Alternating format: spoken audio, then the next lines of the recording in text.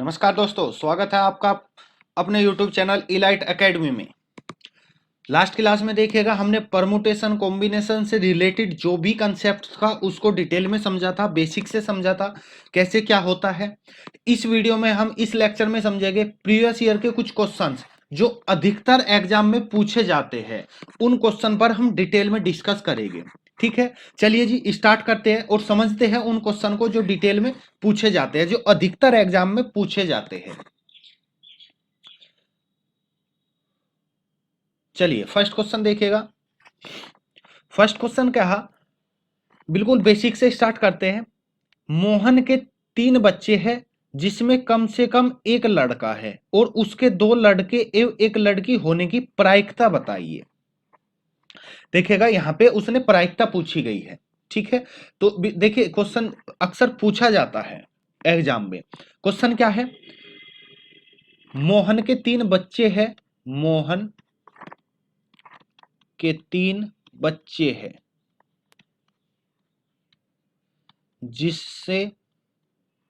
जिसमें कम से कम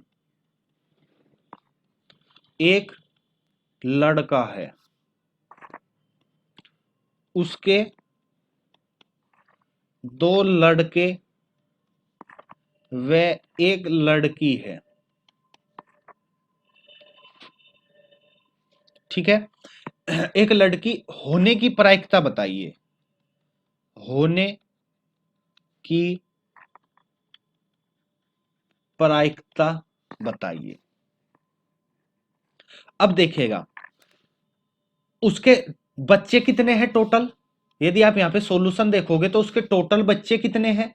यदि हम टोटल बच्चों की बात करें तो टोटल बच्चे हैं कितने, 3। मतलब टोटल इवेंट कितने हैं, 3 है भाई, 3 ही तो बच्चे हैं, तो टोटल इवेंट कितने हो गए, 3। लेकिन उसने कहा 2 लड़के और एक लड़की है, तो लड़की कब होगी, जब वो हम लड़की को सिलेक्ट करेंगे। तो लड़की कब आएगी, जब केवल और केवल हम लड़की को सिलेक्ट करेंगे। तो यहां पे क्या आएगा, 1। तो उसकी प्रायिकता क्या आ जाएगी, 1/3। बात क्लियर। मैंने आपको लास्ट वीडियो यदि आपने देखा हो, यदि नहीं देखा तो एक बार उसको प्लीज जाकर देख लीजिए। डिस्क्रिप्शन में उसका लिंक है, डिस्क्रिप्शन में उसका क्या है, लिंक है, तो वहां से आप जाके देख सकते हैं। चलिए जी, इसका आंसर आया 1/3। मतलब टोटल इवेंट कितने हैं, टोटल बच्चे कितने हैं, 3। लेकिन लड़की कब होगी, जब आप लड़की को सेलेक्ट करोगे, तो यानी कि 1/3। बात क्लियर। चलिए जैसे नेक्स्ट क्वेश्चन को हम यदि हम देखें तो नेक्स्ट क्वेश्चन क्या है, नेक्स्ट क्वेश्चन है 9p5 plus 5 into 9p4 equal कितना, 10pr। तब आपको आर का मान बताना है, आर का मान बताइए। अब देखिएगा आपको क्या करना है, आर का मान बताना है। तो आप इस दोनों को सोल्व करेंगे। देखिए यहां पे जब हम सोल्व करेंगे तो क्या आएगा, 9 फैक्टोरियल अपॉन में एनपीआर। एनपीआर का जो फॉर्मूला होता है वो होता है N factorial N minus R factorial. तो ये आ जाएगा 9 माइनस 5 फैक्टोरियल प्लस में 5 इंटू में 9 factorial upon 9 minus 4 factorial equal में कितना, 10 फैक्टोरियल अपॉन में 10 माइनस आर फैक्टोरियल। यहां तक कोई दिक्कत नहीं होनी चाहिए। चलिए जी, अब देखिएगा यदि मैं इसको खोलूं तो ये हो जाएगा 9 फैक्टोरियल अपॉन 4 फैक्टोरियल प्लस में 5 into 9 factorial upon 9 minus 4 5 factorial. और 5 को मैंने 5 इंटू 4 फैक्टोरियल लिखा क्योंकि इससे ये कैंसिल हो जाएगा, क्या बचेगा, 10 factorial upon 10 minus R factorial. यहां तक कोई दिक्कत नहीं। चलिए जी, इसके बाद देखिएगा ये क्या हो जाएगा, 9/4, 9/4, 9/4। तो ये हो जाएगा 2 into 9 factorial upon 4 factorial equal में क्या, इस इक्वल में देखिएगा ये है 10 इंटू 9 फैक्टोरियल कर सकते हैं और 10 माइनस आर फैक्टोरियल। इस 9 से 9 कैंसिल हुआ, इस 2 से ये 10 जाएगा 5 बार। तो यदि मैं इसकी बात करूं तो ये क्या बनेगा, यहां पे देखिएगा, यहां पे देखिएगा ये बन जाएगा 1/4 फैक्टोरियल इक्वल में 5 factorial into 10 minus R factorial cross multi, ये सॉरी 5 आएगा यहाँ पे, 5 फैक्टोरियल नहीं 5 आएगा। तो ये हो जाएगा 10 minus R factorial equal 5 into 4 factorial. क्या इसको मैं 5 फैक्टोरियल लिख सकता हूं? तो 10 माइनस आर फैक्टोरियल इक्वल ये कितना हो जाएगा? 5 फैक्टोरियल। अब देखो इधर भी फैक्टोरियल है, इधर भी फैक्टोरियल है, तो फैक्टोरियल से factorial cancel, 10 minus R equal कितना? 5। इस आर को उधर ले जाएगा, इसको इधर लाएंगे, आर कितना आ जाएगा? 5। आपको आर की ही वैल्यू निकालनी थी, तो आर की वैल्यू कितनी आई? 5 निकल के आई। बात क्लियर? तो मतलब इस क्वेश्चन को, ऐसे क्वेश्चन को हम कैसे सोल्व करना है, बात समझ आई? चलिए जी नेक्स्ट क्वेश्चन को देखते हैं। नेक्स्ट क्वेश्चन देखिएगा क्या है। नेक्स्ट क्वेश्चन देखिएगा। नेक्स्ट क्वेश्चन है, एक शब्द दिया गया है BALLLON, ठीक है। शब्द के अक्षरों को कितने तरीके से व्यवस्थित कर सकते हैं? के अक्षरों को कितने तरीके से व्यवस्थित कर सकते हैं ताकि एल एक साथ न आए, एल एक साथ न आए। अब देखिएगा यहां पे हमें करना क्या है। पहले तो हमें करना है कि जो टोटल शब्द है इनसे हम टोटल कितने शब्द बनाए जा सकते हैं। फिर उसने कहा कि ऐसे शब्द निकालना है जो एल एक साथ ना आए। भाई हम एल को एक यूनिट मान लेते हैं, इस एल को एक यूनिट मान लेते हैं। जब इस एल को हम एक यूनिट मानेंगे तो हमें वो तरीके पता चल जाएंगे कि एल एक मानकर, इस दोनों एल को एक शब्द मानकर कितने शब्द बनाए जा सकते हैं। तो टोटल में से वो शब्द घटाए जाएंगे तो आपका आंसर आ जाएगा। तो पहले क्या करना होगा, बात समझिएगा। यहां पे कुल कितने शब्द है, कितने अक्षर है इसमें? 1 2 3 4 5 6 7। अब देखिएगा ये टोटल अक्षर कितने हैं? 7। तो यहां से जो शब्द बनाए जाएंगे क्या हो जाएगा? 7 फैक्टोरियल। डिवाइड में भी आएगा कुछ, हाँ भी। यहां पे आपने देखा L2 है, O2 है, तो डिवाइड में क्या आ जाएगा? 2 फैक्टोरियल इंटू 2 फैक्टोरियल। आपको याद हो n वस्तुओं को लेकर, n वस्तुओं में से n वस्तुएं ही लेनी थी हमें, और p और q एक प्रकार की थी। तो वहां पे कुछ फॉर्मूला बताया था। क्या बताया था वहां पे? फॉर्मूला बताया था n फैक्टोरियल अपॉन में p factorial, q factorial, r factorial, ठीक है। उससे रिलेटेड ये क्वेश्चन है 7 फैक्टोरियल अपॉन 2 इंटू 2 फैक्टोरियल। यहां तक कोई दिक्कत नहीं। इसको यदि आप सोल्व करोगे तो 7 into 6 into 5 into 4 into 3 into 2 factorial upon में 2 इंटू 1 इंटू 2 फैक्टोरियल। एक फैक्टोरियल से ये कैंसिल, इससे ये जाएगा 2 बार। जब आप इसकी मल्टीप्लाई करोगे तो आपका आंसर कितना आ जाएगा? 1260, ठीक है। ये आपका रिक्वायर्ड आंसर नहीं है, इसमें वो शब्द भी है जिनमें एल एक साथ हो गए। अब हमने एल को एक माना, ठीक है। दोनों एल एक साथ रखने पर, एल एक साथ रखने पर भाई जब ये दोनों एक ही हो जाएंगे तो शब्द कितने, अक्षर कितने बचेंगे? 1 2 3 4 5 6, 6। तब क्या होगा? 6 फैक्टोरियल डिवाइड में, भाई इन दोनों एल को हमने एक माना तो इसको तो भूल जाइए, बाकी 2 ओ बचेगा, तो डिवाइड में क्या आएगा? 2 फैक्टोरियल। तो 6 into 5 into 4 into 3 into 2 factorial divide में 2 फैक्टोरियल। 2 फैक्टोरियल से 2 फैक्टोरियल कैंसिल, इनकी मल्टीप्लाई करेंगे कितना आ जाएगा? इनकी मल्टीप्लाई आ जाएगा 360, ठीक है। बात क्लियर यहां तक? चलिए जी, यहां तक कोई कंफ्यूजन नहीं है। अब देखिएगा ये वो शब्द है जिनमें एल एक साथ होगा, और ये वे शब्द है जिनमें एल एक साथ भी होगा और एक साथ नहीं भी होगा। तो यहां पे लिखना है आपको, जब दोनों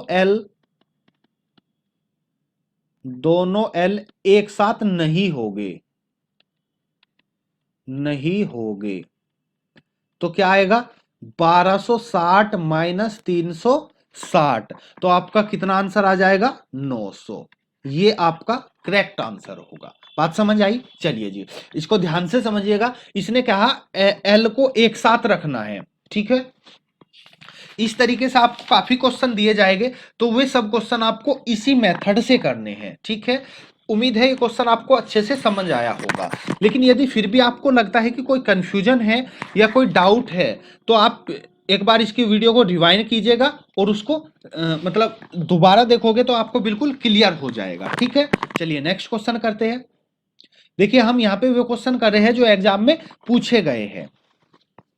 देखिएगा क्वेश्चन, देखिएगा उसने कहा 3 पासे है,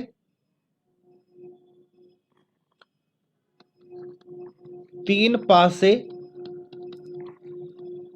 यादृच्छा उछाले जाते हैं।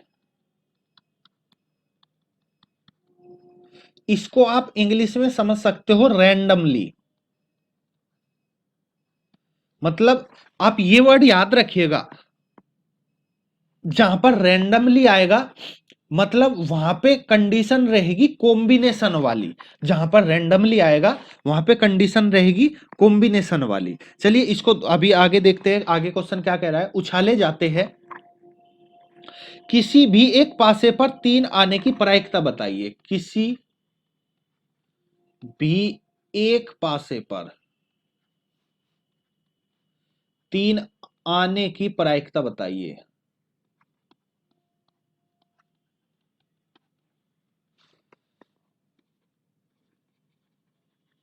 देखिएगा यहां पे, देखिएगा जब हम इसको सोल्व करेंगे तो क्या होगा।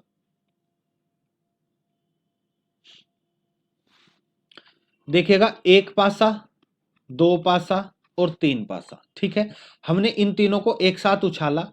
इसने कहा किसी भी एक पर 3 आने की प्रायिकता बतानी है। तो हो सकता है कि इस पर 3 आए, इन पर ना आए, या हो सकता है इस पर 3 आए, इस पर और इस पर ना आए, या हो सकता है इस पर 3 आए, इस पर और इस पर 3 ना आए। तो संभावनाएं है। तो यहां पे हम जब इस तरीके की कोई कंडीशन बनती है तो यहां पे हम क्या करते हैं, यहां पे हम उल्टा निकालते हैं। मतलब हम निकालेंगे कि किसी भी पासे पर 3 ना आए। ठीक है, किसी भी पासे पर 3 ना आए। और जब हम किसी भी पासे पर 3 ना आने की प्रायिकता निकालेंगे, उसे फिर 1 में से घटा देंगे तो पासे पर कम से कम 3, एक पासे पर कम से कम 3 आने की प्रायिकता निकल आएगी। तो आपको करना क्या है, देखिएगा यदि मैं एक पासे की बात करूं तो एक पासे की यदि हम बात करें तो 3 ना आने की प्रायिकता क्या होगी, 3 ना आने की प्रायिकता, 3 ना आने की प्रायिकता होगी। कितने शब्द होते हैं, कितने कितने अंक लिखे होते हैं एक पासे पर, 6। तो टोटल होगा 6, और 3 ना हो तो 5। भाई 3 को छोड़कर 5 अंक हो गए ना, तो वो आ जाएगा 5। ये है 3 ना आने की प्रायिकता एक पासे पर। इसी तरह 2 पर, इसी तरह 3 पर। तो तीनों पासे पर 3 ना आने की प्रायिकता क्या होगी, तीनों पासों पर 3 ना आने की प्रायिकता, तीनों पासों पर 3 नए आने की प्रायिकता क्या आ जाएगी, 5/6 का पावर 3। बात समझ आई, 5/6 की पावर 3। यहां तक कोई कंफ्यूजन नहीं। 5 का क्यूब करेंगे 125 आएगा, 6 का क्यूब करेंगे 216 आएगा। यहां तक ठीक है। चलिए इसके बाद क्या करना है, इसके बाद हमें निकालना था 3 आने की प्रायिकता। तो 3 आने की प्रायिकता क्या हो जाएगा, 1 माइनस 3 ना आने की प्रायिकता, 125/216। बात समझ आई, 125/216। इनका एलसीएम लेंगे तो आपका आंसर आ जाएगा 91/2616, यानी कि 91/216। बात क्लियर। चलिए जी, समझ आया। मतलब इस टाइप के क्वेश्चन में हमें ना आने की प्रायिकता निकालनी होगी। ठीक है, और ना आने की प्रायिकता निकालकर उसे हम 1 में से घटा देंगे तो वो आने की प्रायिकता आ जाएगा। यहां तक कोई दिक्कत नहीं। चलिए जी नेक्स्ट चलते हैं। देखिएगा ये क्वेश्चन भी अक्सर पूछा जाता है, बहुत ज्यादा पूछा जाता है। क्या पूछा जाता है, बिंदु एक रेखीय नहीं है। ठीक है, कोई भी बिंदु है, मान लिया जाए किसी समतल में 15 बिंदु दिए गए हैं। एक समतल है, एक समतल में 15 बिंदु लिए गए हैं, लिए गए हैं। कोई भी बिंदु एक रेखीय नहीं है। कोई 3 बिंदु एक रेखीय नहीं है। ठीक है, कोई भी 3 बिंदु एक रेखीय नहीं है, मतलब कोलिनियर नहीं है। ठीक है, इनको मिलाने पर बनने वाले त्रिभुज की संख्या बतानी है। इनको मिलाने वाले त्रिभुज की संख्या बतानी है। ठीक है, अब देखिएगा आपको यहां करना क्या है, इनको मिलाने वाले त्रिभुज की संख्या बतानी है। कोई भी त्रिभुज है, कोई भी ट्रायंगल है, इसको बनाने के लिए कम से कम कितने बिंदु की आवश्यकता पड़ेगी, कितने पॉइंट की आवश्यकता पड़ेगी, 1 2 3। भाई कोई भी ट्रायंगल बना लीजिए आप, equilateral triangle, isosceles triangle, right angle triangle, ठीक है, मतलब समबाहु त्रिभुज, कोई भी ट्रायंगल बना लीजिए, आपको कम से कम कितने बिंदु की आवश्यकता पड़ेगी, 3 बिंदु की।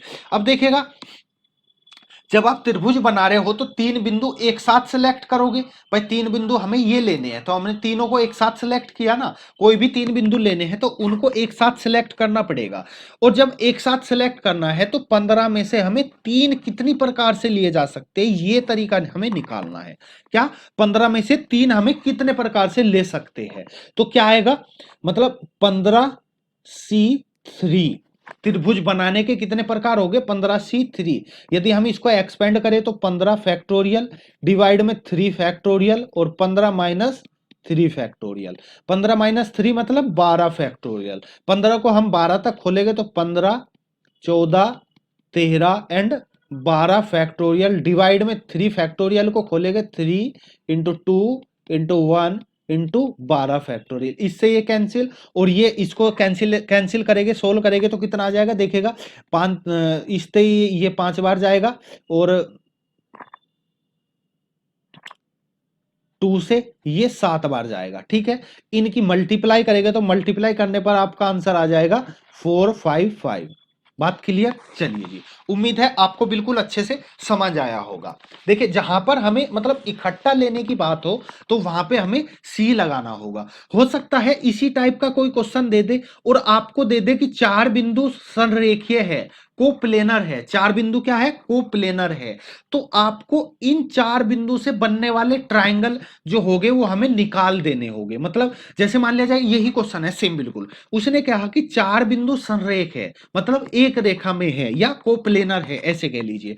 तो आपको आपका आंसर क्या होगा, 15C3 माइनस 4C3। मतलब इन 4 में से जो 3 बिंदु हमने सिलेक्ट किए हैं उनसे त्रिभुज नहीं बनेगा, उसको हमें इसमें से माइनस करना पड़ेगा। इस टाइप से काफी क्वेश्चन पूछे जाते हैं। बात क्लियर, तो ये सब चीजें आपको ध्यान रखनी है। ठीक है, उम्मीद है ये बिल्कुल अच्छे से समझ आया होगा। चलिए नेक्स्ट चलते हैं। नेक्स्ट देखिएगा नेक्स्ट क्वेश्चन दिया गया है, यदि पी ए इक्वल क्या है 7/15, पी बी इक्वल क्या है 8/15 और पी ए इंटरसेक्शन बी आपको दिया गया है 11/15। आपको फाइंड करना है पी ए बी की वैल्यू फाइंड करनी है। यहां तक कोई कंफ्यूजन नहीं होना चाहिए। पी ए बी की वैल्यू आपको क्या करनी है, फाइंड करनी है। देखिएगा अभी यदि आपने लास्ट वीडियो देखी हो तो इस टाइप से मैंने एक फॉर्मूला लिखवाया था, P A upon B equal क्या होता है, P A intersection B divide में पी बी, ये होता है। ठीक है, ये आपको पीछे यदि आपने लास्ट वीडियो नहीं देखा तो प्लीज उसको एक बार देख लीजिएगा। यहाँ वहां पे मैंने सभी कंसेप्ट कैसे यूज होता है, कैसे क्या होता है, वो सब कुछ चीजें हमने डिस्कस किया हुआ है। अब आपको यहाँ पे क्या करना है, देखिए इसका फॉर्मूला ये है, अप्लाई कर दीजिए आंसर आ जाएगा। जब आप इसको अप्लाई करोगे तो क्या होगा, डायरेक्ट अप्लाई करना है, पी ए बी इक्वल होगा P A intersection B upon में पी बी। आपको पी ए इंटरसेक्शन बी की वैल्यू दी गई है क्या 11/15 और पी बी की वैल्यू दी गई है क्या 8/15। बात समझ आई, क्या दी गई है 8/15। यहां पे 15 से 15 कैंसिल, क्या 15/8। बात समझ आई क्या, सॉरी 11/8। ये ही आपका क्या होगा, आंसर होगा। हो सकता था कि यहां पे आपको ऐसी संभावना है कि यहां पे आपको क्या दे दे, यहां पे आपको पी ए यूनियन बी की वैल्यू दे दे, ये आपको दिया गया है, ठीक है। आपको फॉर्मूला यही अप्लाई करना होगा, लेकिन जो ये इंटरसेक्शन है, इस इंटरसेक्शन के स्थान पर हम यूज कर सकते हैं क्या, 1 minus P A union B upon P B. तब आप इस फॉर्मूले को अप्लाई करोगे। बात समझ आई? हो सकता है कि आपको ऐसा दिया जाए तो आप इसको अप्लाई ऐसे करोगे, ठीक है। यहां तक कोई कंफ्यूजन नहीं है। चलिए जी नेक्स्ट चलते हैं। नेक्स्ट क्वेश्चन देखिएगा।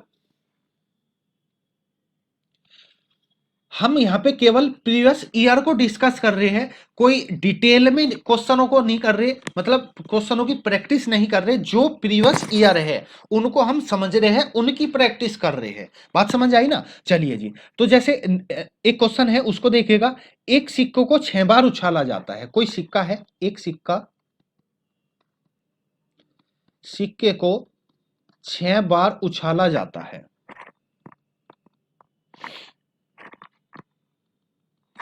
ठीक है। ठीक 4 शीर्ष प्राप्त होने की प्रायिकता बताइए। ठीक 4 शीर्ष प्राप्त होने की प्रायिकता बताइए।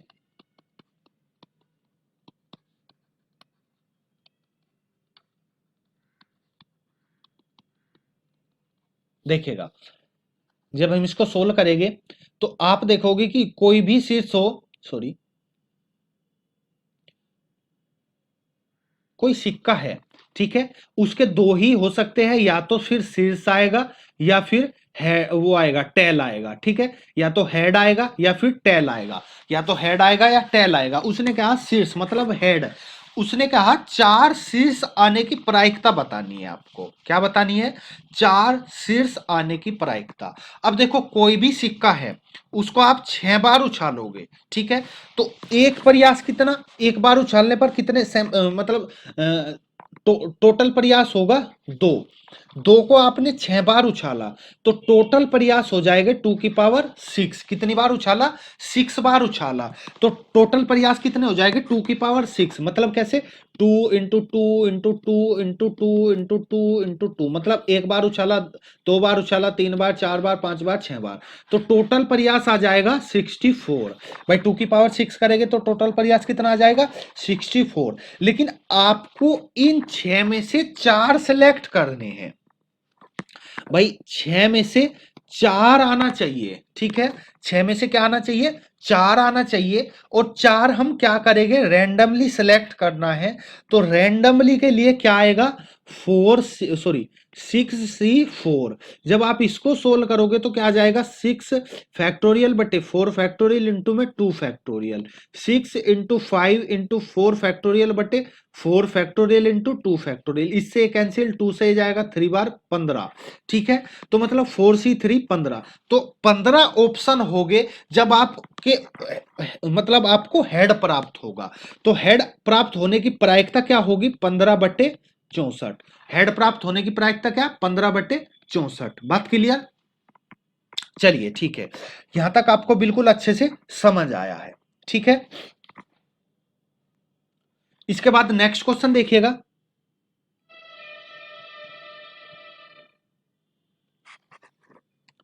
यदि आप नेक्स्ट क्वेश्चन देखोगे तो नेक्स्ट क्वेश्चन में दिया गया है एक थैला है, एक थैले में 8 लाल और 5 सफेद गेंद है। कोई आपको थैला दिया गया है, इसमें 8 गेंद कैसी है? लाल है, और 5 गेंद कैसी है? वाइट है, सफेद है, ठीक है। चलिए जी, आपको इसमें से रैंडमली कुछ गेंदें निकालनी है। कुछ कितनी? 3 गेंदें। आपको रैंडमली 3 गेंदें इसमें से निकालनी है। एक लाल और 2 सफेद गेंद होने की आपको प्रायिकता बतानी है। क्या? आपने रैंडमली 3 गेंदें निकाली, उन 3 में से एक तो होनी चाहिए लाल और 2 होनी चाहिए सफेद। बात समझ आई? अब देखिएगा, मैं जब यहां पे आप प्रायिकता निकालोगे तो टोटल इवेंट कितने हो गए? टोटल इवेंट कितने हो गए आपको? टोटल कितने हैं? 8 और 5। एक थैला है, टोटल गेंद कितनी है? 8 प्लस 5 मतलब 13 गेंदे हैं। टोटल है कितनी? 13 गेंदे। 13 में से आपको सेलेक्ट कितनी करनी है? 3। तो आपको 13 C3, ये तो हो गया टोटल इवेंट। लेकिन कुल इवेंट मतलब अनुकूल इवेंट कितने हो गए, या जिनसे हमारा रिजल्ट आएगा वो कितने हो गए। अब देखिएगा उसने कहा जो एक गेंद है वो कितनी होनी चाहिए, लाल होनी चाहिए, तो ये 8C1। और जो दो गेंद है वो कितनी होनी चाहिए, वो सफेद होनी चाहिए, वो होनी चाहिए 5C2। अब आप देखोगे ये घटना और ये घटना दोनों अलग अलग है, एक दूसरे पर डिपेंड नहीं है। भाई यहाँ पे तो यही एक ही आना है, यहाँ पे दो ही आना है। ऐसा नहीं है कि हमने पांच में से ये दो सेलेक्ट किया तो यहां पे कुछ और आएगा, या ये दो सेलेक्ट किया यहां पे कुछ और आएगा। ये और ये दोनों अलग अलग है। और जब घटनाएं अलग अलग होती है, स्वतंत्र घटनाएं होती है, तो यहां पे क्या आता है, मल्टीप्लाई आता है। तो आपका आंसर क्या हुआ, 8C1 मल्टीप्लाई 5C2 अपॉन में 13C3। बात समझ आई। अब आज आप इसको सोल्व करोगे तो क्या होगा, 8 फैक्टोरियल बटे 1 फैक्टोरियल, और 8 माइनस 1 मतलब 7 फैक्टोरियल, मल्टीप्लाई में 5 फैक्टोरियल बटे 2 फैक्टोरियल इंटू 5 माइनस 2 3 फैक्टोरियल, और डिवाइड में कितना आ जाएगा, 13 फैक्टोरियल बटे 3 फैक्टोरियल, 13 माइनस 3 10 फैक्टोरियल। ठीक है यहां तक, चलिए जी। अब देखेगा जब हम इसको सोल्व करेंगे तो यहाँ पे देखेगा, जब हम इसको सोल्व करेंगे तो क्या आएगा, देखो इसको 8 को हमने 7 तक खोला तो ऊपर बचेगा यहाँ पे 8, मल्टीप्लाई में 5 इंटू 4 अपॉन में 2, और डिवाइड में क्या बचा, 13 12 11 अपॉन में 3 इंटू 2। ठीक है, इसको इससे कैंसिल, 2 बार इससे 2 बार, ऊपर बचेगा 8 5 2, नीचे बचेगा 13 6 सॉरी 2, यहाँ पे 2 बचेगा, और 11, इस 2 से ये 2 कैंसिल, और कुछ भी नहीं कटेगा, तो 8 पंजे 40, और डिवाइड में इनकी मल्टीप्लाई करके जो भी आएगा वो ही आपका क्या होगा, आंसर होगा, क्या 143। तो ये क्या हुआ, ये एक लाल गेंद और दो सफेद गेंद होने की प्रायिकता। बात समझ आई, यही आपका क्या होगा, रिक्वायर्ड सॉल्यूशन होगा, रिक्वायर्ड आंसर होगा। उम्मीद है बिल्कुल अच्छे से आपको ये सब चीजें समझ आई होगी। ठीक है, चलिए जी, जैसे नेक्स्ट क्वेश्चन देखिएगा, एक नेक्स्ट क्वेश्चन है, मिक्स क्वेश्चन है, ये इसी टाइप का भी क्वेश्चन आपको कराया गया है। क्या है कि कोई सिक्का है और 3 बार उछाला जाता है। ठीक है, कोई सिक्का को 3 बार उछाला, 3 बार उछालने पर टोटल इवेंट कितना होगा, टोटल इवेंट होगा 8। अब मान लिया जाए उसने कहा है कि चित्र और पट मतलब हेड एंड टेल विकल्पित आने की संभावना बताइए, विकल्पित आने की प्रायिकता बताइए। संभावना मतलब आपको क्या बताना है, प्रायिकता बताना है। क्लियर, चलिए देखिए क्या है कि 3 बार उछाला, तो 3 बार उछालने पर हो सकता है पहले टेल आए फिर हेड आए फिर टेल आए, या हो सकता है पहले टेल आए फिर हेड आए फिर टेल आए। तो मतलब विपरीत परिस्थिति में व्यवस्थित कैसे हो सकता है, अल्टरनेटिव क्रम पर या तो ऐसे आएगा या फिर ऐसे आएगा। तो अल्टरनेट क्रम पर आने की प्रायिक संभावनाएं कितनी है, 2, और टोटल संभावना कितनी है, 8। तो प्रायिकता क्या होगी, 2/8 यानी कि 1/4 आपका आंसर होगा। बात क्लियर, चलिए देखिए काफी अच्छा क्वेश्चन है, इसको थोड़ा सा डिटेल में समझिएगा, आराम से समझिएगा। ये क्वेश्चन ऐसे है जो अक्सर एग्जाम में पूछे जाते हैं, बहुत ज्यादा एग्जाम में पूछे गए हैं। ठीक है ना, चलिए देखिए जैसे एक नेक्स्ट क्वेश्चन को देखिएगा, नेक्स्ट क्वेश्चन को चलो यहीं पे देख लेते हैं।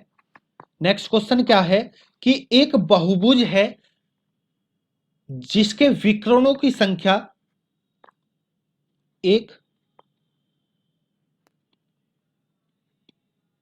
बहुभुज है जिसमें विकर्णों की संख्या, विकर्णों की संख्या कितनी है, 44 है। ठीक है, तो आपको इसकी भुजा की संख्या बतानी है, तो भुजाओं की संख्या बताइए।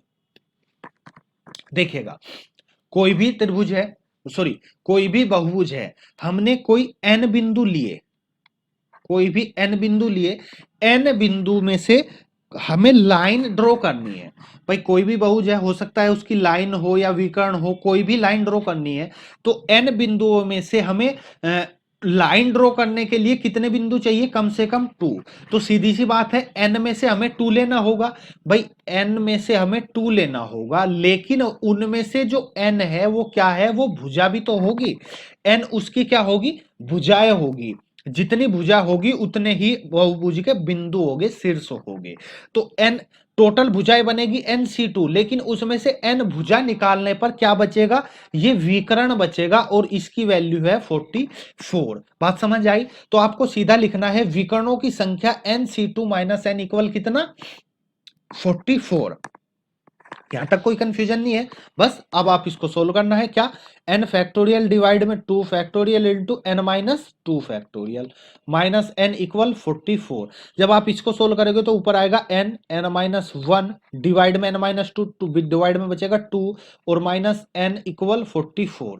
आप यहाँ पे एलसीएम लोगे तो ये हो जाएगा n square minus n minus 2n equal 88। ठीक है, यहां तक। चलिए इसको सोल्व करेंगे तो ये हो जाएगा n square minus 3n minus 88 equal 0। आपको क्या करना है, इसको सोल्व करना है। जब आप इसको सोल्व करेंगे तो यहाँ पे एक इक्वेशन बन के आएगी, इसको सोल्व करना है, मतलब आपको यहाँ पे इसके फैक्टर मेथड से इसको सोल्व करोगे तो यहाँ पे n की वैल्यू क्या आ जाएगी, n इक्वल एक तो 11 आएगा और एक भाई 11 8 जाएगा ना, और 8 माइनस माइनस, हाँ माइनस 11 और प्लस, इसको चलो यहाँ पे देखेगा, यहाँ पे सोल्व कर देते हैं। ये आ जाएगा n square minus 11n plus 8n minus 88 equal 0। इन दोनों में से आपने n लिया, n माइनस 11 प्लस 8 कॉमन लिया, n माइनस 11 इक्वल 0, यानी कि n माइनस 11 और नेक्स्ट ब्रैकेट में n प्लस 8 इक्वल 0। यहाँ से n इक्वल 11 आएगा और n इक्वल माइनस 8 आएगा। तो यहाँ पे माइनस वाली वैल्यू हम नहीं ले सकते, क्योंकि कभी भी भुजाएं नेगेटिव थोड़ी होगी। तो n की वैल्यू कितनी आ जाएगी, 11। यही आपका क्या होगा, आंसर होगा। बात समझ आई? चलिए जी देखिएगा, ये क्वेश्चन मैं आपको बार बार रिपीट कर रहा हूं कि ये क्वेश्चन वे है जो अक्सर बहुधा एग्जाम में पूछे जाते हैं, बहुत ज्यादा पूछे जाते हैं। ठीक है, तो आप इनको जरूर रिवाइज कीजिएगा, इनको जरूर प्रैक्टिस कीजिएगा, और इनसे रिलेटेड जो भी आपके पास मटेरियल है उनसे क्वेश्चन कीजिएगा। यदि आपको कोई भी प्रॉब्लम आती है तो आप हमें कमेंट कर सकते हैं, या फिर आप हमारा टेलीग्राम लिंक भी मैं आपको वीडियो के डिस्क्रिप्शन में दे दूंगा, टेलीग्राम को ज्वाइन करके वहां पे आप डिस्कस कर सकते हो। ठीक है, चलिए जी क्वेश्चन देखेगा नेक्स्ट। उसने कहा 5 पुरुष और 2 महिलाएं, 2 स्त्री से एक समिति एक मेज के चारों तरफ बैठाई जाती है, एक मेज के चारों तरफ बैठाई जाती है। ठीक है, एक मेज के चारों तरफ बैठाई जाती है। यह कितनी विधियों से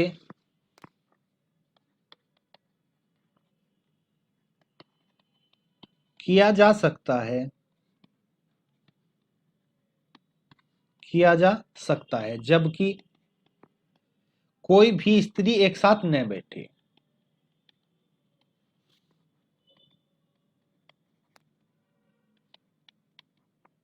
न बैठे।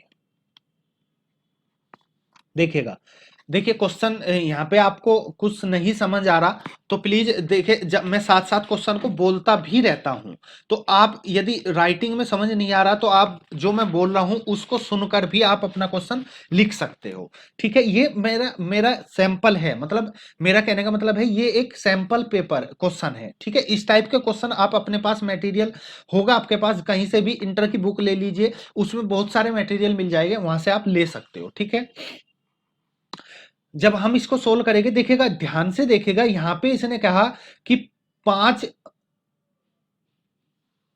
पांच पुरुष है और दो स्त्री है, इनको एक साथ बैठाना है, लेकिन उसने कहा स्त्री को इस तरीके से बैठाना है कि कोई भी दो स्त्रियां एक साथ ना बैठे।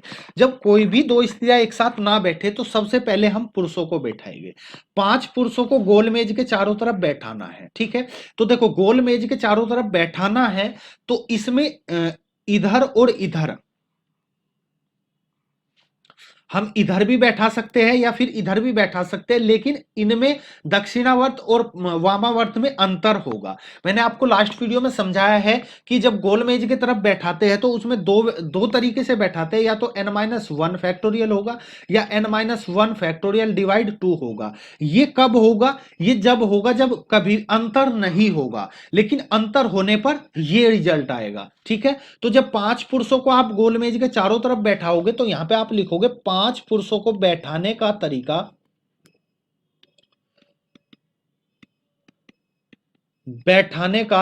क्या होगा?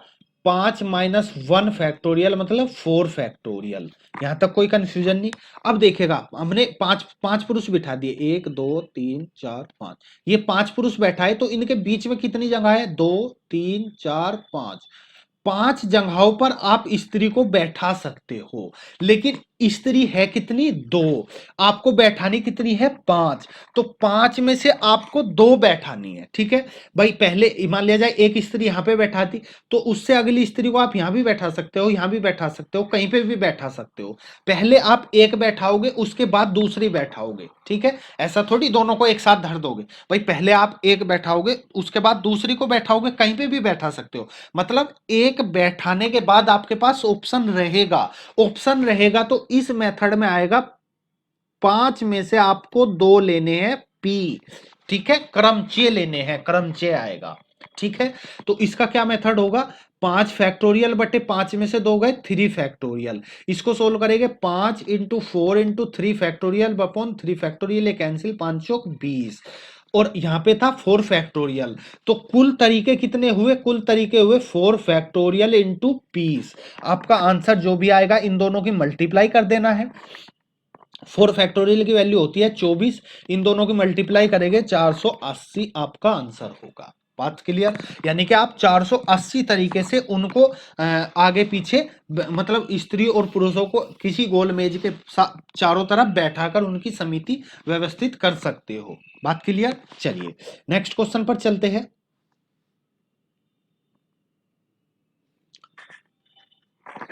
नेक्स्ट क्वेश्चन देखिएगा, उसने कहा माना Tn त्रिभुजों की संख्या है।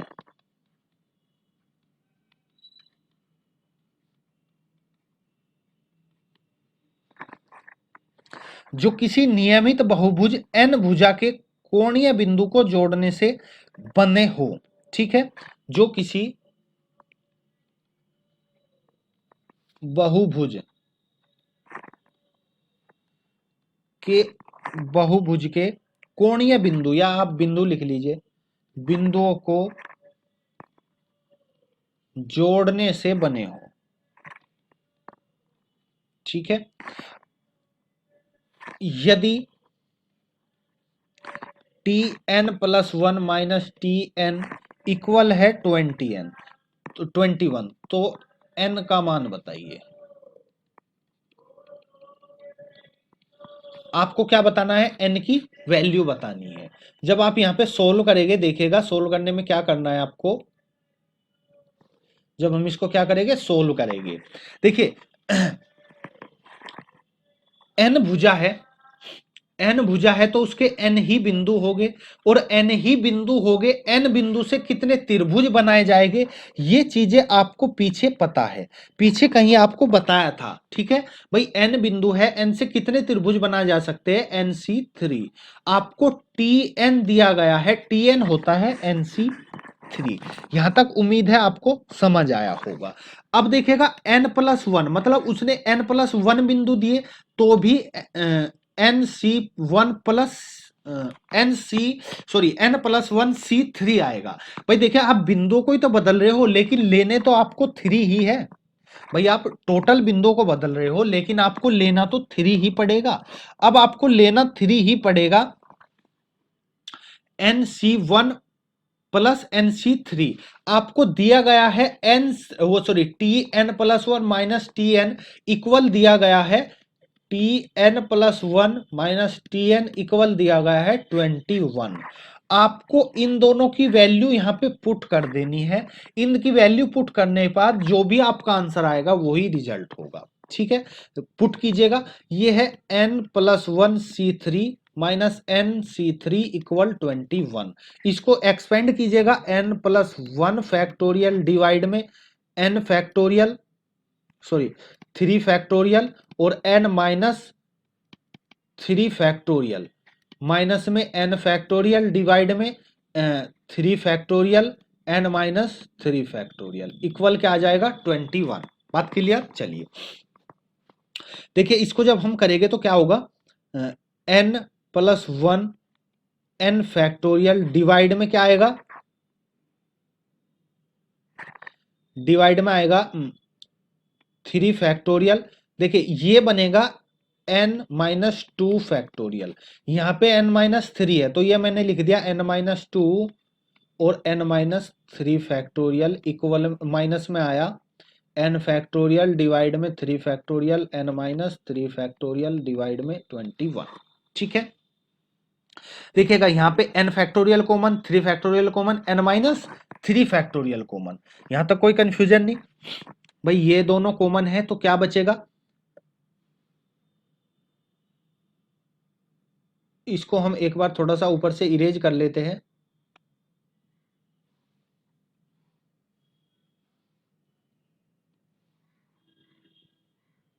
एक सेकेंड रुकिएगा।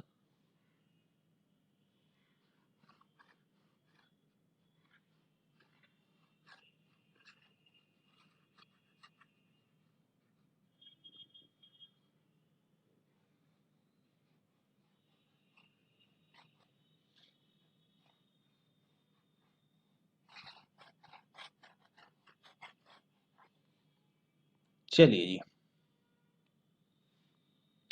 21 दिया गया है। ठीक है, अब देखो यहां से हमने N फैक्टोरियल कॉमन आया, 3 फैक्टोरियल कॉमन आया, N-3 फैक्टोरियल कॉमन आया, अंदर क्या बचेगा N+1 डिवाइड में N-2 और यहाँ पे -1 इक्वल क्या 21। इसको हम सोल्व करेंगे तो N+1 minus N minus minus plus 2 upon में N-2 इक्वल में 21 और बाहर क्या N फैक्टोरियल डिवाइड में 3 फैक्टोरियल N-3 फैक्टोरियल। ठीक है, इसको जब हम सोल्व करेंगे तो N से N कैंसिल, 2 + 1 3, 3 से ये 3 कैंसिल, यहाँ पे बचेगा कितना 3, ये बचेगा N फैक्टोरियल डिवाइड में 3 फैक्टोरियल N-3 फैक्टोरियल इनटू में ऊपर बचेगा 3 अपॉन N-2 इक्वल में 21।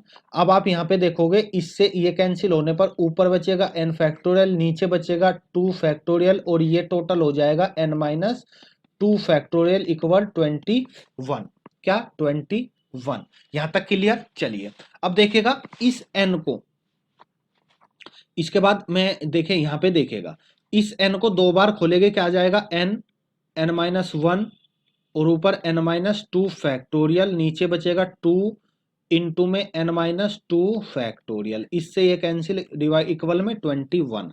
जब यदि मैं ऊपर की मल्टीप्लाई कर दूं तो N² माइनस N बचेगा और इक्वल में आ जाएगा 42। इसको हम सोल्व करेंगे तो N² minus N minus 42 equal 0। तो आप इसको सोल्व करेंगे तो क्या आ जाएगा N² minus 7N plus 6N minus 42 equal 0। तो यहां से सोल्व करने पर N इक्वल 7 आएगा और N इक्वल -6 आएगा। तो -6 आप छोड़ दोगे तो N की वैल्यू क्या हो जाएगी 7। तो आपका आंसर क्या आया 7। बात क्लियर? देखिए काफी अच्छा क्वेश्चन है, इस तरीके से क्वेश्चन पूछे जाते हैं। तो ये क्वेश्चन आपको रिवाइज करने हैं, अच्छे से याद रखना है कि क्या क्या है। ठीक है, चलिए देखिएगा नेक्स्ट क्वेश्चन, देखिएगा काफी अच्छा क्वेश्चन है। क्या क्वेश्चन है, उसने कहा टोटल 20 बल्ब है।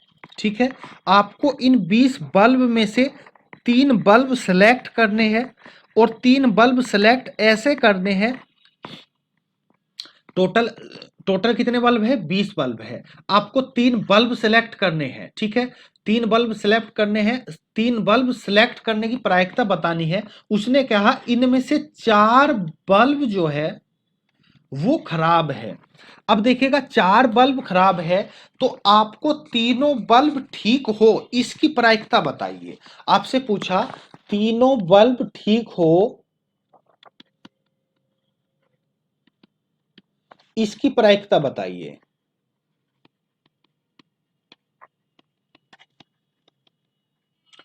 तीनों ठीक बल्ब होने की प्रायिकता बतानी है। हम क्या करेंगे? हम लोग तीनों बल्ब खराब हो इसकी प्रायिकता निकालेंगे और उसको फिर 1 में से घटा देंगे।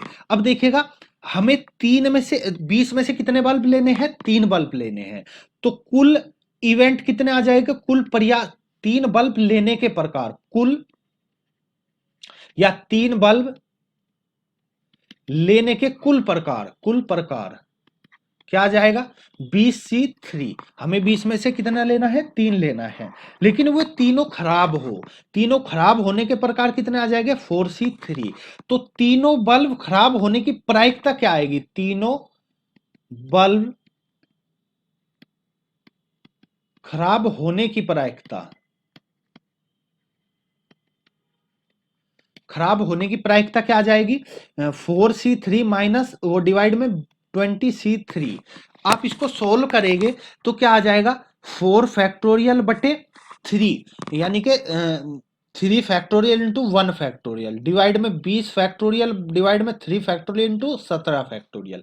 इसको आप सोल्व करेंगे तो ऊपर बचेगा 4 और नीचे बचेगा 20, 19, 18। 17 से 17 गया, 3 इंटू 2, 6×3 = 18। तो ये आपका आंसर बचेगा 4/20 इंटू 3। यहां तक क्लियर? ठीक है, चलिए जी। तो इसका मतलब क्या हो जाएगा? जो डिवाइड में आएगा ये कितना आएगा? इनकी मल्टीप्लाई करके जो भी आएगा ये है 3 बल्ब खराब होने की प्रायिकता। हमें बताना है कि वो तीनों बल्ब खराब नहीं है।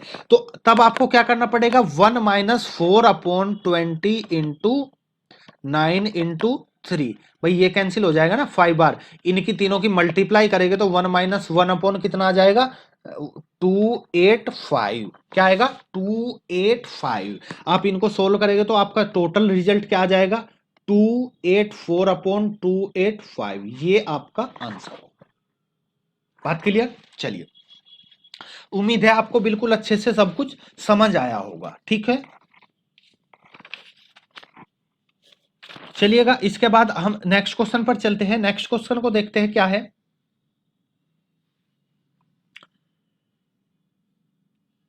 नेक्स्ट क्वेश्चन को देखिएगा। नेक्स्ट क्वेश्चन है कि m व्यक्ति एक पंक्ति में बैठे हैं, इनमें से 2 का चुनाव करना है। ठीक है, 2 चयन किए जाने वाले व्यक्तियों के एक साथ न होने की प्रायिकता बतानी है। एक साथ न होने की प्रायिकता। अब देखिएगा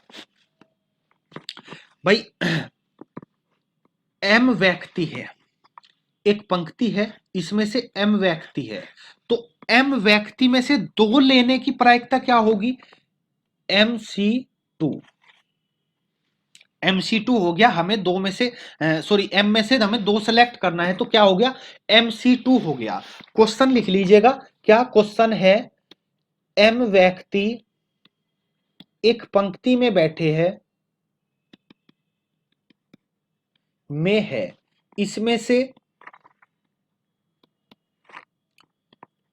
2 का चुनाव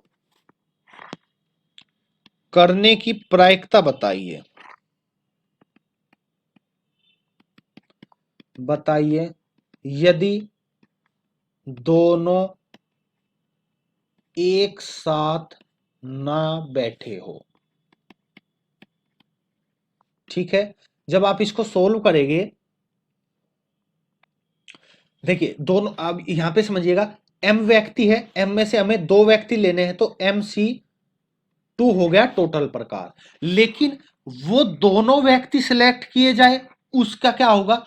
अब देखो 2 व्यक्ति हमने सिलेक्ट कर लिए, हम कर सकते हैं या तो इसको इधर बिठाए या सेकंड को इधर बिठाए, या हो सकता है जैसे मोहन और सोहन हमने सिलेक्ट किया, या तो हो सकता है मोहन पहले बैठे सोहन बाद में बैठे, या हो सकता है सोहन पहले बैठे मोहन बाद में बैठे।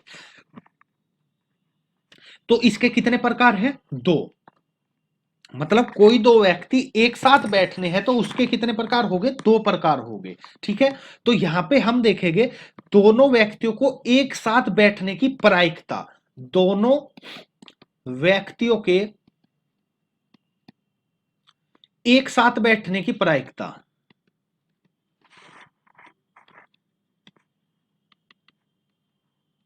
एक साथ बैठने की जो प्रायिकता होगी वह क्या होगी? 2/MC2। ठीक है, m में से हमें लेना है MC2। यहां तक कोई दिक्कत नहीं? चलिए जी, बिल्कुल अच्छी बात है, यहां तक आपको बिल्कुल अच्छे से समझ आया। अब देखिएगा यहां पे आगे क्या करना है, हमें करना क्या है, हमें निकालना है कि ये एक साथ ना बैठे। जब ये एक साथ ना बैठे तो उसकी प्रायिकता क्या आ जाएगी? 1-2/MC2। भाई दोनों एक साथ ना बैठे तो उसकी प्रायिकता क्या आ जाएगी? 1-2/MC2। इसको यदि हम सोल्व करेंगे तो पहले हम देखो MC2 को सोल्व कर लेते हैं। MC2 ये आ जाएगा m फैक्टोरियल, क्या? m फैक्टोरियल डिवाइड में सॉरी 2 फैक्टोरियल m-2 फैक्टोरियल।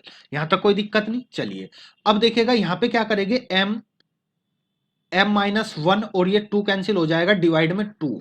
इसकी वैल्यू ये है, जब इसकी वैल्यू ये है तो इसको यदि मैं डिवाइड में 2, इसको यदि यहां रखा जाए तो ये 2 ऊपर पहुंच जाएगा। ये 2 ऊपर पहुंचने पर ऊपर क्या बचे? ऊपर क्या बन जाएगा? 4। क्या बन जाएगा ऊपर? 4। 1-2/m m-1/2 ये ऊपर पहुंच जाएगा तो ये हो जाएगा 2, यानी कि m-1-4/m-1। बात क्लियर? चलिए जी, बस आपको इसको सोल्व करके यहीं पे आपको रख देना है, तो यही क्या होगा? यही आपका आंसर आ जाएगा। यदि हमें यहाँ पे कोई फैक्टर होने के बाद कुछ कटेगा तो वो कट जाएगा, ठीक है, तो नहीं तो यही आपका आंसर होगा। बात समझ आई? देखिएगा यदि मान लिया जाए हमें दो व्यक्ति सिलेक्ट करने हैं तो उन दो में से उन दोनों को हम कितने भी तरीके से सिलेक्ट कर सकते हैं, ठीक है, लेकिन उनको जो बैठाने के तरीके हो गए वो एक या दो, या तो उनको हम मतलब मोहन सोहन ऐसे बैठा सकते हैं या सोहन मोहन ऐसे बैठा सकते हैं। बात क्लियर? चलिए, उम्मीद है ये आपको यहां तक सब कुछ क्लियर हुआ होगा। चलिए नेक्स्ट क्वेश्चन पर चलते हैं।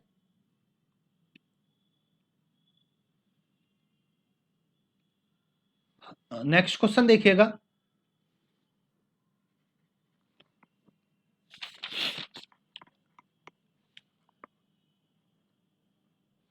हाँ जी क्वेश्चन देखिएगा, जैसे पीछे आपको दिया गया था, पीछे भी एक क्वेश्चन कराया गया है।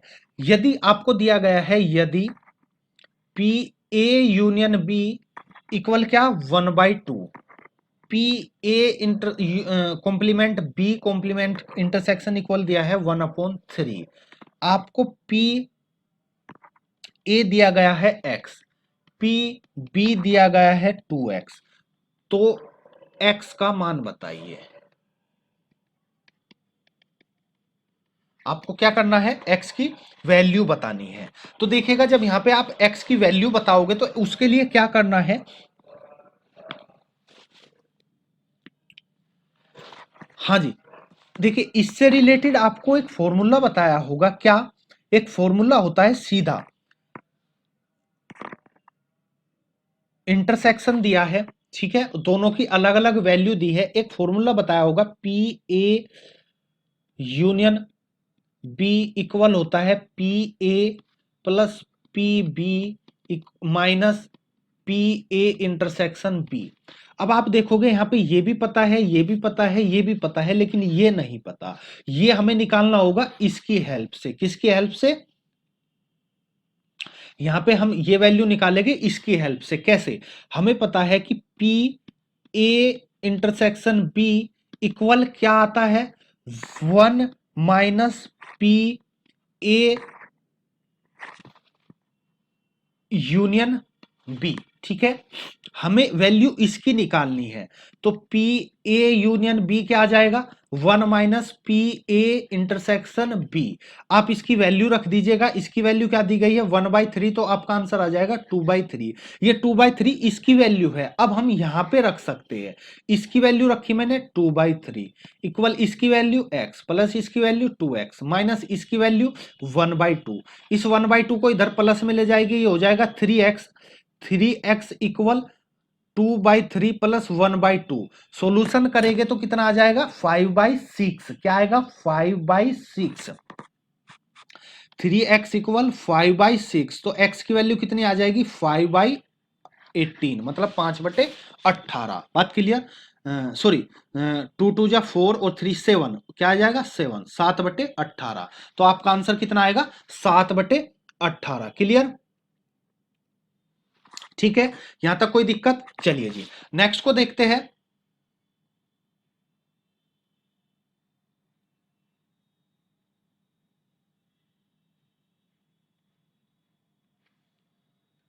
हाँ जी, नेक्स्ट क्वेश्चन देखिएगा।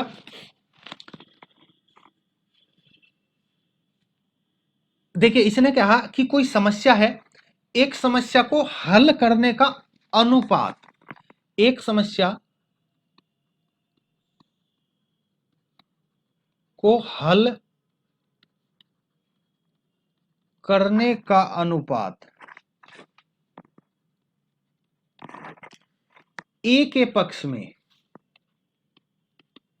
क्या है 3/4 है, बी के पक्ष में, बी के पक्ष में 5/7। मतलब ए के द्वारा हल करने की प्रायिकता, तो ए के द्वारा ए के पक्ष में जो यदि ए हल करेगा उस पक्ष में है 3/5 3/4, और बी उसको हल करे उसके पक्ष में है 5/7। तो उसने कहा ए और बी दोनों समस्या को समाधान करने की कोशिश करते हैं, तो समस्या हल हो, ठीक है, उसकी प्रायिकता बतानी है। तो समस्या के हल होने की प्रायिकता बतानी है।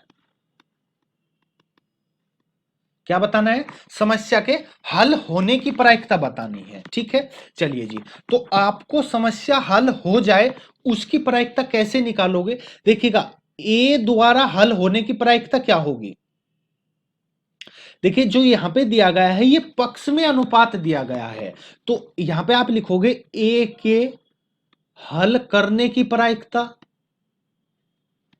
क्या आएगी 3/7, 3 इन दोनों का सम कितना आएगा 7। बी द्वारा हल होने की प्रायिकता 5/12। ठीक है, अब देखेगा इन दोनों को हल करना है, तो यहां पे कंडीशन बन सकती है। क्या कंडीशन बन सकती है कि ए उसको हल कर दे, बी उसको हल ना करे, या बी उसको हल कर दे, ए उसको हल ना करे, या फिर दोनों ही हल कर दे। तो हम क्या करेंगे, हम यहां पे निकालेंगे कि समस्या हल न हो इसकी प्रायिकता, समस्या हल न होने की प्रायिकता क्या आएगा, ये तो है होने की प्रायिकता, तो न होने की प्रायिकता 4/7, और इसके द्वारा न होने की प्रायिकता 7/12। तो हल न होने की प्रायिकता क्या आ जाएगी 4/7 इंटू 7/12, 7 से 7 कैंसिल, 4/12। यो है हल ना हो। उसने पूछा हल होने की प्रायिकता, तो हल होने की प्रायिकता क्या होगी वो हमें निकालना है। बात क्लियर। देखिएगा ये क्या था, हल ना हो, और ये क्या है हल हो जाए, तो हल ना होने की प्रायिकता क्या होगी,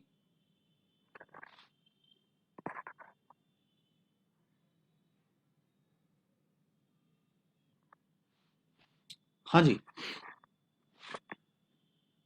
हाँ देखिएगा हमने कहा कि इन हल न होने की प्रायिकता क्या हो जाएगी 4/12। ठीक है भाई, 7 से 7 कैंसिल, 4/12। तो हल न होने की प्रायिकता, तो यहां पे देखिएगा हल होने की प्रायिकता क्या होगी, हल होने की प्रायिकता क्या आ जाएगा 1 माइनस 4/12। इसको आप सोल्व करोगे तो कितना आ जाएगा 8/12। इसको यदि आप मतलब 4 दूनी 8, 4 तिया 12, तो कितना आएगा 2/3। बात क्लियर। तो मतलब समस्या हल हो जाए उसकी प्रायिकता क्या आएगी 2/3। क्लियर। चलिए जी, उम्मीद है ये चीजें आपको बिल्कुल अच्छे से समझ आ गई होगी।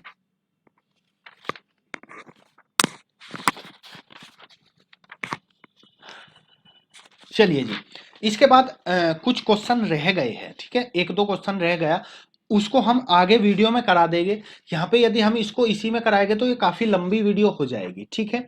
देखिएगा, आपको हमारा ये प्रयास कैसा लगे कमेंट करके बताना ना भूलिएगा। यदि आपको ये हमारा प्रयास अच्छा लगे तो प्लीज लाइक कीजिएगा, अपने दोस्तों तक शेयर कीजिएगा। यदि आपका हमारे विषय में कोई भी कमेंट करना है, कोई भी सुझाव देना है, या आपको लगता है कि हमने वो टॉपिक नहीं उठाया, वो टॉपिक भी होना चाहिए था, तो आप या तो हमें कमेंट कर दीजिएगा, या फिर डिस्क्रिप्शन में टेलीग्राम का लिंक है, आप उस ग्रुप को ज्वाइन कीजिएगा। उसमें आप जो भी आपका सजेशन हो, जो भी आपकी प्रॉब्लम हो, जो भी आपका कंप्लेंट हो, उसमें आपको मैसेज कर देना है, आपको आपका नेक्स्ट वीडियो में उसका समाधान हो जाएगा। चलिए जी, थैंक यू फॉर वॉचिंग, मिलते हैं नेक्स्ट वीडियो में, जब तक देखते रहिएगा इलाइट अकेडमी।